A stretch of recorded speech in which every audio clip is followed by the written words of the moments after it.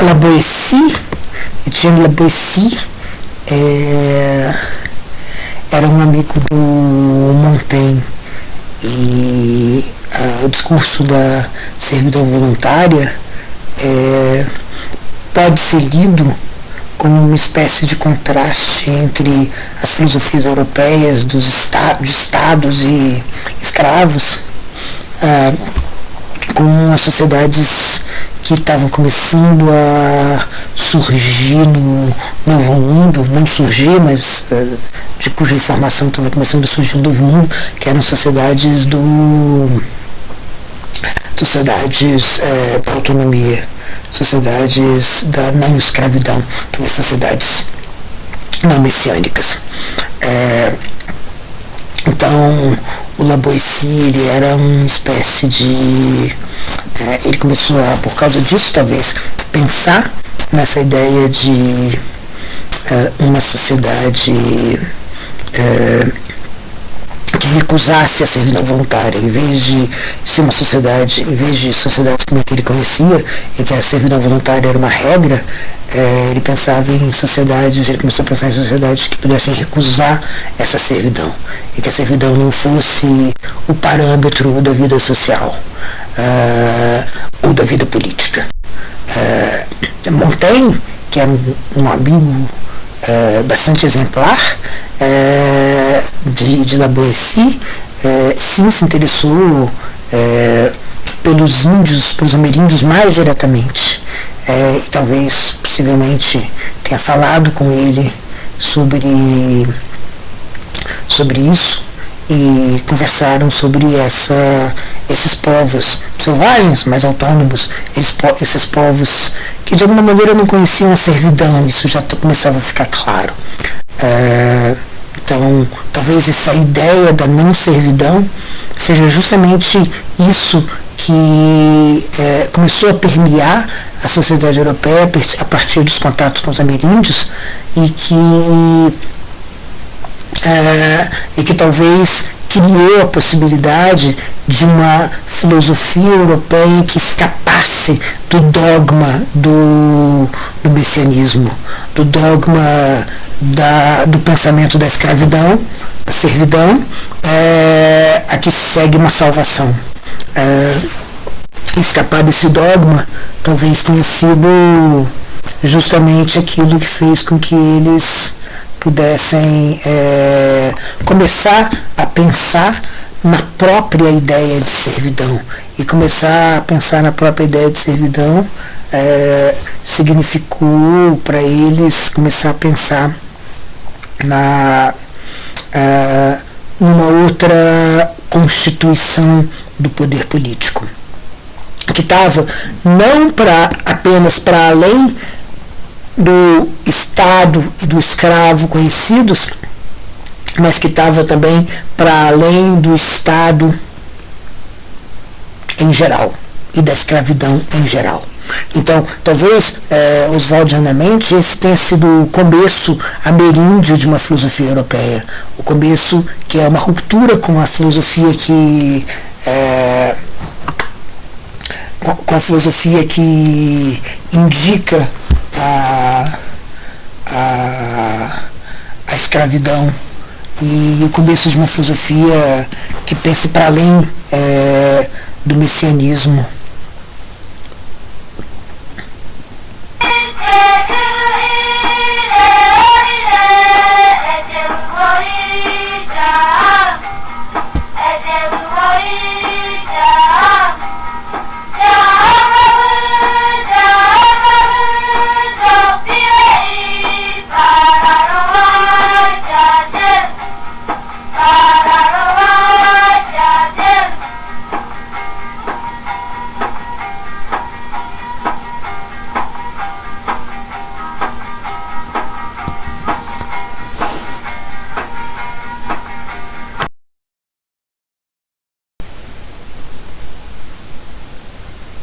E uma sociedade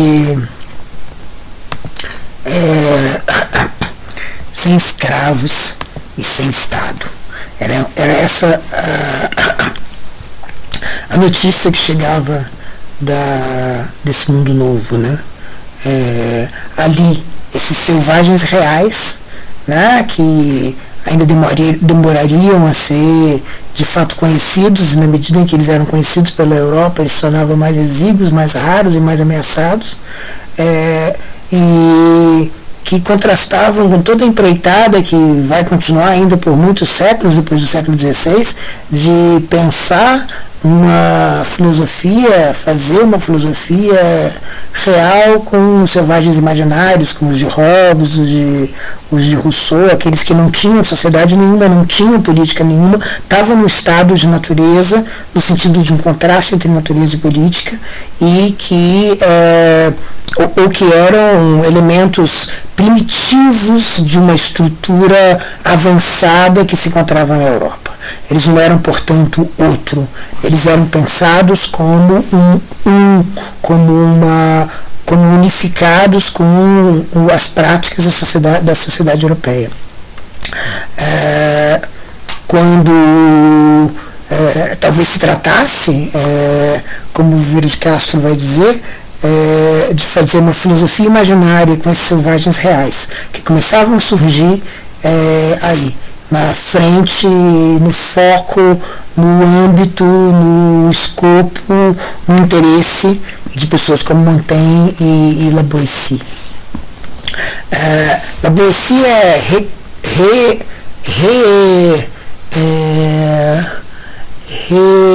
reincorporado ao cânone central no século XX de várias maneiras, com essa ideia da luta contra a servidão voluntária, de uma maneira anarquista, por pessoas como Gene Sharp, mas também por Pierre Clastre. E Pierre Clastre vai ser justamente aquele que vai justamente entender essa espécie de outra revolução copernicana que estaria tendo lugar no século XVI, que é a revolução copernicana na filosofia política. Uma revolução copernicana que não coloca o Estado no centro de todas as coisas, ou desloca o Estado do centro de todas as coisas. E é esse deslocamento que vai permitir que se enxergue uma vida política outra, não uma vida política menor, não uma vida política subalterna, não uma vida política contrastada com a vida política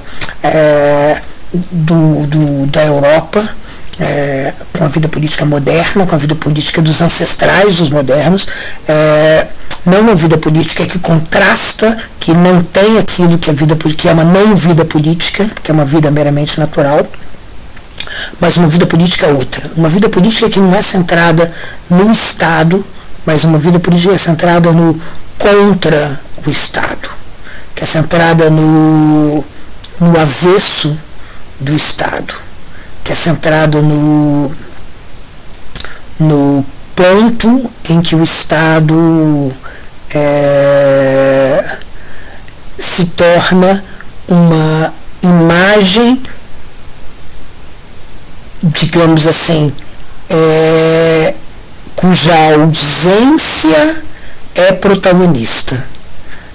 E essa ideia, exagerada ou não, digamos assim, bem retratada ou não no trabalho do Clastre acerca dos Guaranis, ela vai abrir justamente essa possibilidade de pensar numa política sem Estado, pensar numa política que contrarie esse elemento unificador da sociedade, contraria essa ideia de que a sociedade ela se condensa, ela tem um condensamento, seja um condensamento anterior aos seus conflitos, seja um condensamento que é o resultado dos seus conflitos, ou seja, um que precede o múltiplo ou um que sucede o múltiplo. Em todos os casos você fica nesse unificado, que na verdade é um unificado que vem de uma outra unificação na filosofia de direito de Hegel, que é a unificação da sociedade civil. Então você tem a sociedade civil e você tem o Estado. Então tudo isso são fantasmagorias do um redentor, do um unificador, do um messiânico. E o selvagem de Clastre é um selvagem que vai dizer como La Boétie, falando da servidão voluntária que pode ser recusada, esse selvagem vai dizer é alguma coisa contra a qual a gente guerreia e contra a qual a gente morre. A gente morre pela desigualdade, pela diferença. A gente morre para manter a multiplicidade. Se a gente não tiver inimigos, a gente vai simplesmente sucumbir na mesmice do um. E é justamente a mesmice do um que é preciso rejeitar. E essa mesmice do um, e essa rejeição é, digamos assim, o pesadelo motor da sociedade guarani descrita pelo Clastre. Então você tem um contraste entre dois elementos que pode ser pensado naquele que considera aquele que luta contra a transcendência do Estado e aquele que coloca contra a transcendência do Estado, e também pode ser pensado como aqueles selvagens, aqueles guaranis que lutam contra a transcendência do Estado por meio de uma outra transcendência, que é a transcendência do outro, que não é um, a transcendência de uma coisa que está fora do escopo do um, né, que não se unifica, do não unificador, do não totalizador. Então, essa possível batalha de transcendências, ou talvez uma batalha contra a transcendência, que Clastre está articulando ao pensar os guaranis. E a violência pode ser uma violência unificadora, como a violência contra todos esses povos ameríndios promovidos pelos europeus, e uma violência desunificadora, uma violência que é aquilo que se mantém constantemente, porque a desunificação, a diversidade, a diferença tem que ser mantida. Então o não tem que ser mantido, a existência de alguma coisa fora do um tem que ser mantido, e é isso que cria uma espécie de um outro livro, não o livro da unificação, mas o livro selvagem da diferença. Esse livro é um livro que envolve uma prática política, né, uma prática política de combater o Estado. O esforço do Jean Tible nesse capítulo, nesse segundo capítulo do Marte Selvagem, é o esforço de justamente colocar Clastre e com ele essa ideia de sociedade contra o Estado, de uma formação política contra o Estado, né, e não uma formação política em torno do Estado, uma formação política desprovida de Estado, mas uma formação política em que o espectro do Estado está presente, mas ele está presente como um pesadelo que se faz, que é preciso evitar, né, uma sociedade digamos, nos termos do Deleuze-Guattari, do Miplatos, de máquinas de guerra que combatem os aparelhos de captura, que são os aparelhos de Estado, uma sociedade que guerreia pela diferença contra a unificação. Né?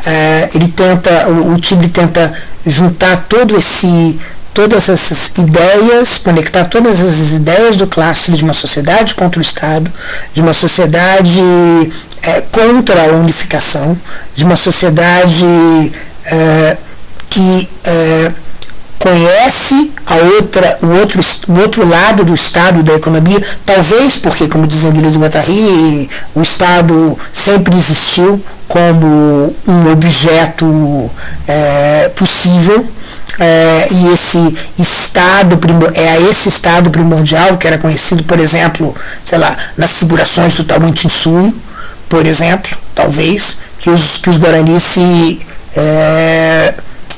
não só se rebelavam, mas combatiam internamente.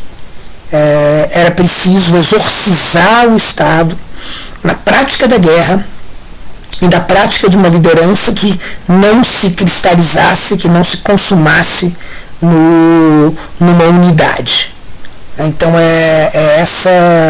essa agenda classiana. Bom, o Tibli então pretende conectar toda essa agenda de Clastres com Marx. E aí o ponto que vai importar para ele é precisamente que Marx pensa o Estado e de alguma maneira pensa contra o Estado. Ele pensa de alguma maneira que a capacidade do Estado de se sustentar, ela depende de uma estrutura de classes, uma estrutura de um combate concreto econômico entre várias partes da sociedade. Então você não é justamente dessa desunificação que uma unidade precisa surgir. Precisa surgir não porque as coisas se condensam em um, mas justamente porque é preciso que uma força unificadora dirima um conflito entre essas diferentes partes em favor sempre de uma das partes. Então o Estado ele é uma consequência de uma sociedade de classes. Sem classes não há Estado. Então é essa ideia motriz que chama a atenção dele para dizer, bom, na verdade uma sociedade contra o Estado é também o alvo, não é uma coisa que você encontra só entre os primitivos, entre as comunidades, nas comunidades primitivas, leia-se Guarani, mas também nessa sociedade do futuro, nesse comunismo que ele está tentando pregar, nesse novo comunismo que ele está tentando pregar, que também vai ser uma sociedade que vai rejeitar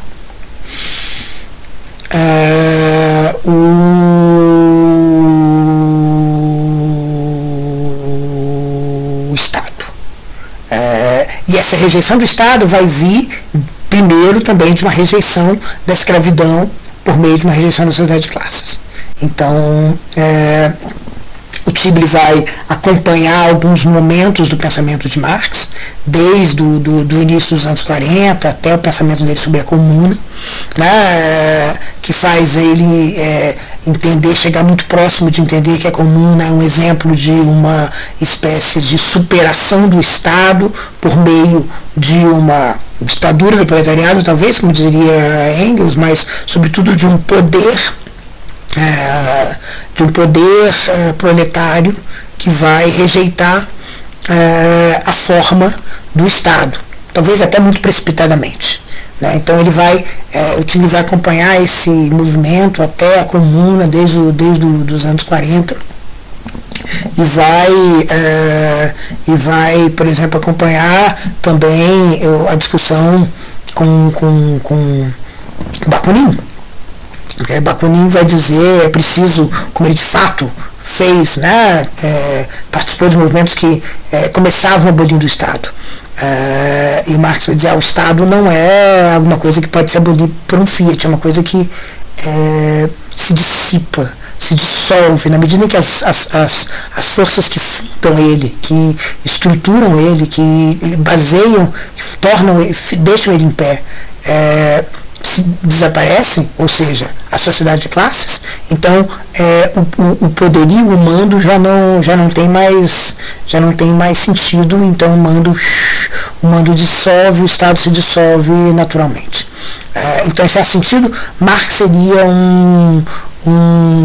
estaria pensando um comunismo contra o Estado, como Clastres ele estaria pensando uma espécie de sociedade guarani, uma espécie de sociedade primitiva que era contra o excedente, contra a servidão e contra o Estado, e que construía máquinas de guerra contra o Estado. Então aqui é isso que chama a atenção crucialmente do Jean Tible. Agora, logo de cara é preciso ver algumas diferenças importantes, né? Por exemplo, uma coisa é lutar ativamente contra o Estado, porque a presença do Estado está sempre ali, como a presença do Estado entre os guaranis. Ou seja, o Estado está lá, uma presença fantasmagórica, um espectro, mas o Estado está ali, o Estado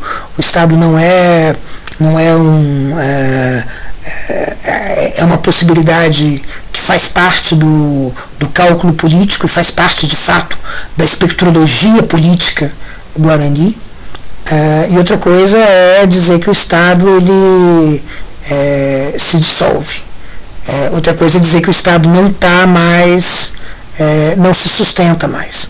Uma coisa é uma política que luta contra o Estado ativamente, outra coisa é uma política que é uma consequência do pós-Estado, porque o Estado já não se coloca mais.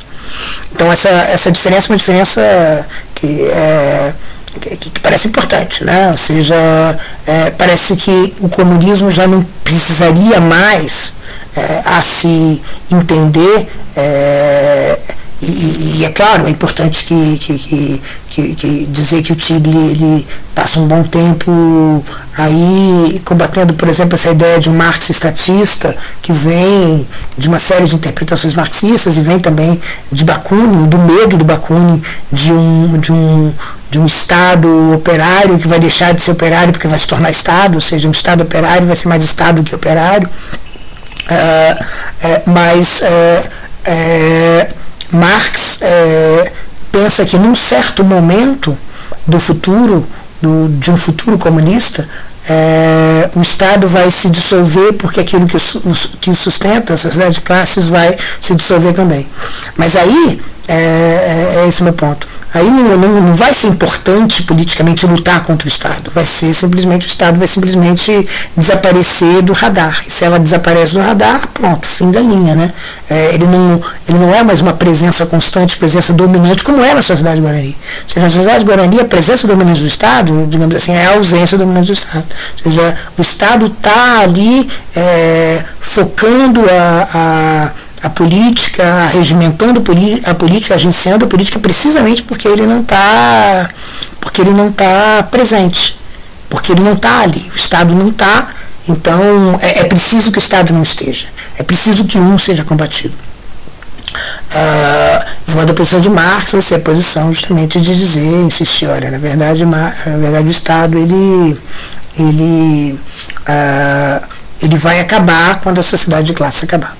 Enquanto que, em contraste também, o Bakunin vai dizer, porque faz sentido o Classe está dizendo, o Estado é central nessa história, né? Ou seja, existe uma estrutura política, o Estado é central no sentido de que, mesmo combatendo o Estado, isso dá forma à sociedade guarani. Então o Estado, em certo sentido, é protagonista nessa ausência, como eu dizia. No caso,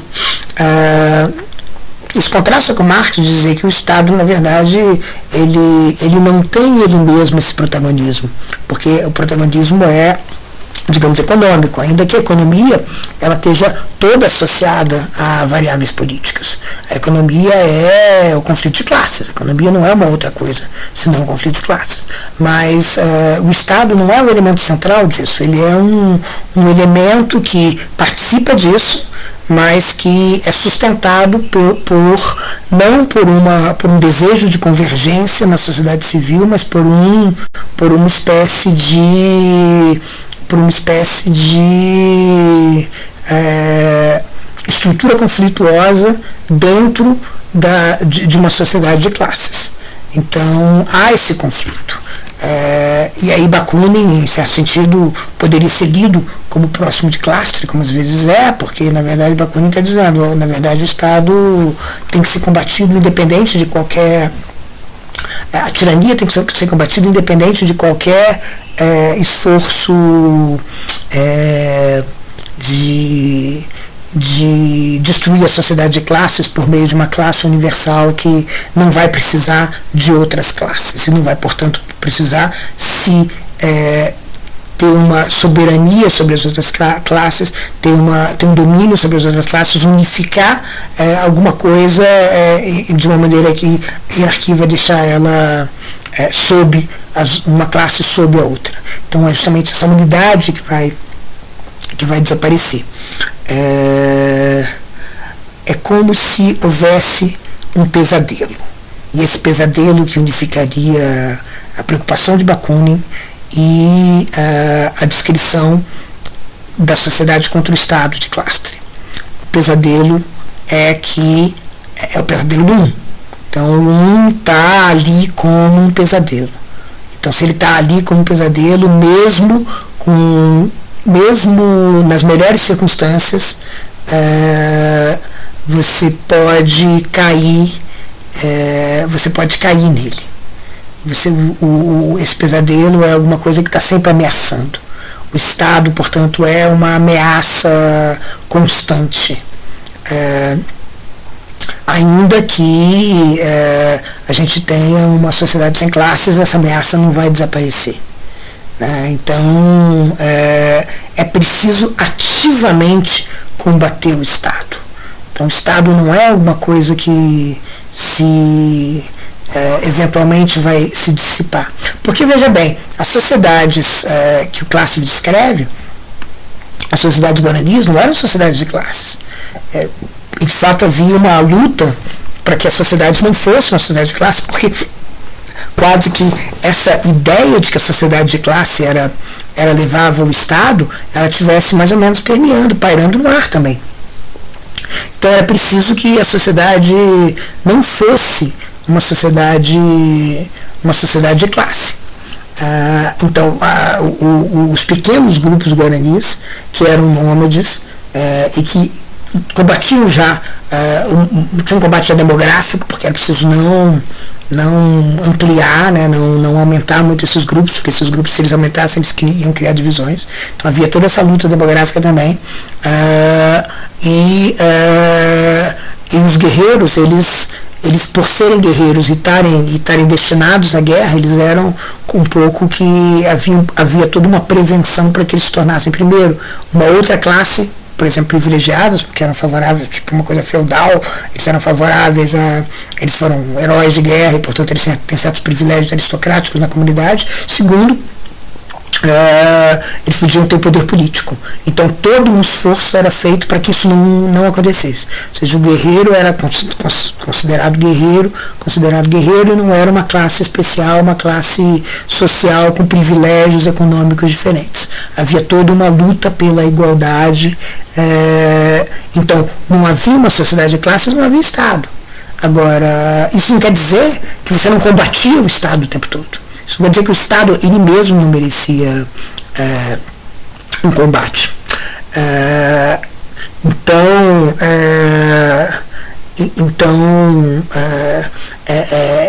De fato, o Tibler é muito convincente nessa associação de Marx com o Estado, com a luta contra o Estado, mas ao mesmo tempo há um problema aqui, porque o contra o Estado de Marx é uma coisa que é vencido fora do âmbito do pesadelo com o Estado. É vencido sem a batalha espectral contra o Estado, a batalha que é tão importante para os guaranis, segundo Clastre. Essa batalha espectral ela é dispensada pela Revolução Proletária. Enquanto que nada dispensa essa batalha espectral do ponto de vista de Clastre. Uma sociedade que combate uma sociedade que vai combater num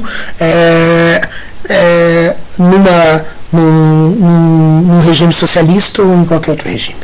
Então, é claro que existe um elo forte também em Clastre com o capitalismo, porque uma sociedade de classes, em geral, é uma sociedade que promove o Deleuze e Guattari vão dizer a captura vai estar sempre presente. Em certo sentido é como se, assim como a captura, o aparelho do Estado ele vai estar sempre presente, também as máquinas de guerra vão estar sempre presentes, tanto entre os guaranis como entre as outras sociedades. Então essa batalha do um contra o múltiplo, ela vai de alguma maneira sempre aparecer, ela não vai desaparecer. Né? Ela é uma batalha que tem várias formas, o mundo tem várias formas, a totalidade tem várias formas. A totalidade não tem só a forma de uma sociedade de classes. A totalidade não tem só a forma de uma sociedade que precisa dessa unificação fantasmagórica para evitar os seus conflitos, né? Ou para dirimir, ou para, melhor dizendo, para esconder os seus conflitos. Então,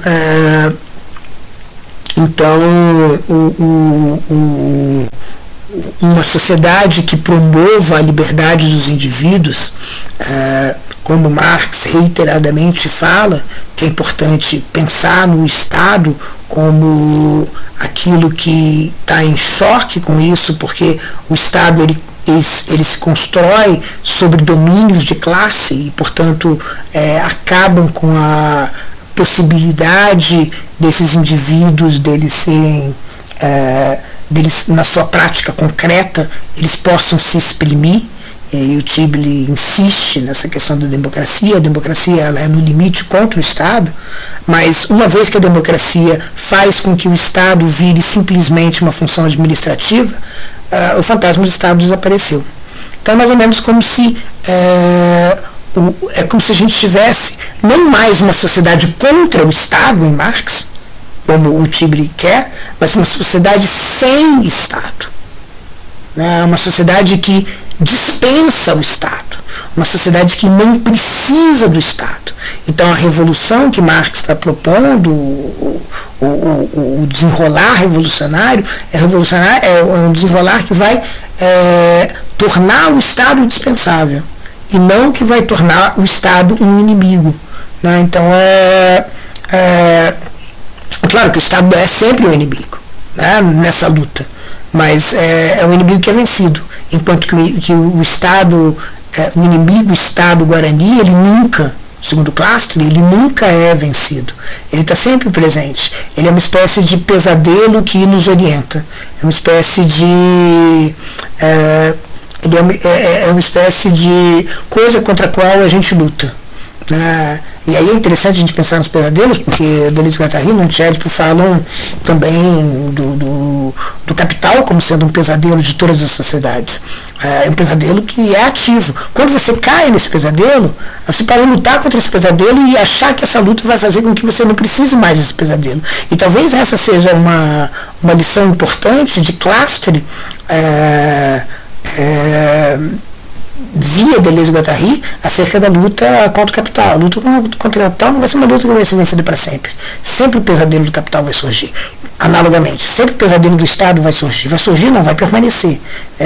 Esse pesadelo ele vai ter que estar presente. Ou seja, a luta ela não vai deixar de ser espectral. Não vai chegar a um ponto que você vai dizer, olha, agora o exorcismo é total. Não, porque o exorcismo não vai ser total. O exorcismo nunca é total. O exorcismo é sempre parcial. O exorcismo é sempre você construir certas estruturas que não têm Estado, como os guaranis construíram. Mas isso não quer dizer que eles não tenham que lutar ativamente por essas estruturas, para que essas estruturas permaneçam, para que essas estruturas sejam inventadas, reinventadas a cada circunstância nova. Então, a presença do pesadelo, ou seja, em certo sentido uma política de espectros que o Clastre está apontando já, né? Ou seja, uma espécie de filosofia do que está apenas insinuado, né? Uma espécie de hauntologia, né? Para usar um termo de Derrida na vizinhança de Marx, ou uma espectrologia, no sentido do filósofo argentino Fabiano Dueña. Uma espectrologia, a espectrologia que o Clastre evoca é justamente que certas estruturas sociais, vamos lá, o Estado e o capital, para falar de coisas que são importantes e que estão vinculadas tanto para Marx quanto para Clastre, elas não são coisas que são que podem ser abolidas sem deixar restos. Esses restos, você vai ter que combatê-los também. Esses restos, eles não vão ser... Esses restos, eles não vão ser... Eles vão desaparecer sozinhos. Né? Esses restos, eles vão seguir tendo uma espécie de vida negativa própria. Então, politicamente, aqui a gente tem uma sociedade com o Estado ou sem Estado, né? Uma sociedade que é vítima da presença ou não do Estado, da insistência ou não do Estado, e uma sociedade contra o Estado. Uma sociedade contra o Estado é uma sociedade que ativamente combate ele. Né? Então, e aqui você não tem uma ausência de vida política, você tem um outro polo da vida política. O polo da vida política que é o não-Estado, que é o combate a essa transcendência unificadora. Né? Como eu disse, talvez em favor de uma outra transcendência, talvez em favor de nenhuma transcendência. Clastre, com Deleuze e Guattari, favorece essa ideia de que combater o Estado é combater a transcendência em geral, porque o um é a transcendência. Mas percebe que, na verdade, a ausência do um é justamente alguma coisa que transcende a totalidade. Então essa questão é uma questão que eu acho que é interessante a gente pensar nesse contexto do N-1, como Deleuze e Guattari usou para descrever os próprios Guaranis, uma visão do Clastre, como o próprio combate ao pensamento messiânico através da antropofagia. Mas existe então essa política que, em certo sentido, faz essa revolução copernicana, né? Em que o centro não é mais o Estado, o centro é o combate ao Estado, o centro não é mais o Estado em torno do qual giram as disputas políticas, mas é justamente o combate a ele. E aí é muito interessante que, num certo momento, o Clastre vai justamente evocar a ideia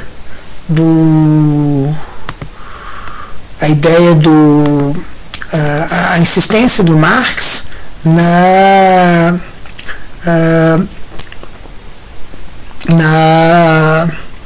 em que a revolução proletária não seja uma revolução que apenas procure a tomada do poder, procure substituir, digamos, uma violência por outra violência, mas que ela procure também combater o Estado.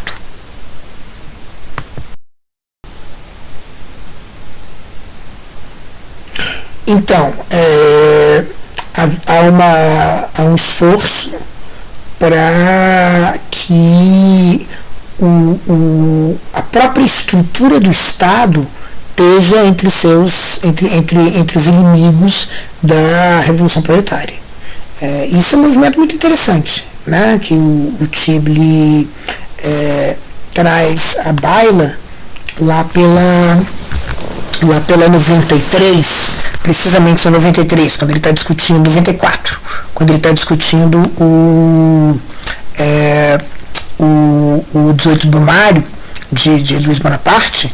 Ele diz assim: tal autonomia não é incompatível com sua representação de interesses particulares, já que o poder do Estado não plana nos ares.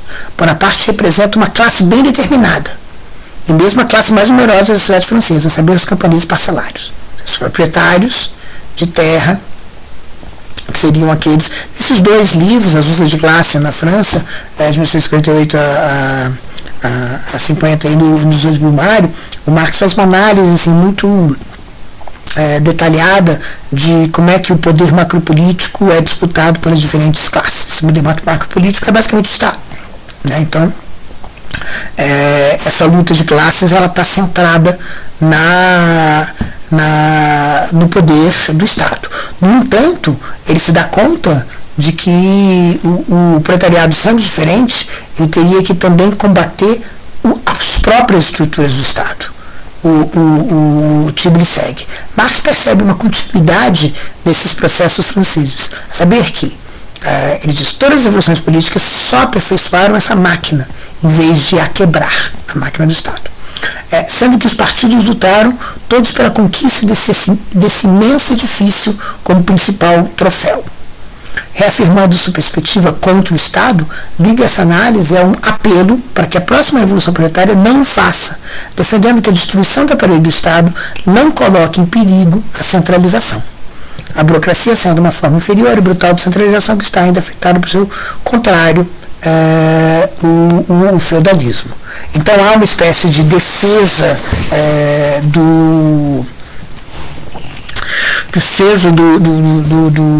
da centralização, de uma recusa do Estado. Né? Então é importante que o Estado se torne cada vez mais uma centralização, uma força centralizadora, para que ele possa realmente se dissipar.